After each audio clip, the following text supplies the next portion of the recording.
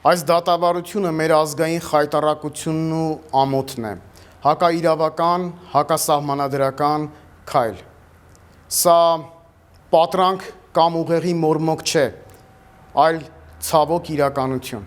երբ առաջին քրիստոնյա երկրում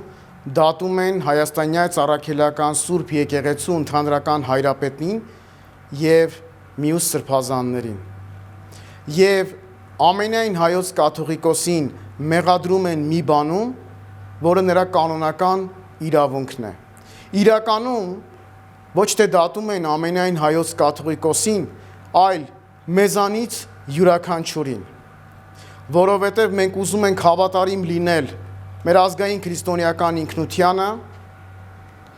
մեր եկեղեցու ավանդներին, պահելով կարգն ու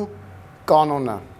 Այս դատավարությունը վերարթնության և սթափության կոչ պիտի լինի յուրաքանչյուր հայի համար,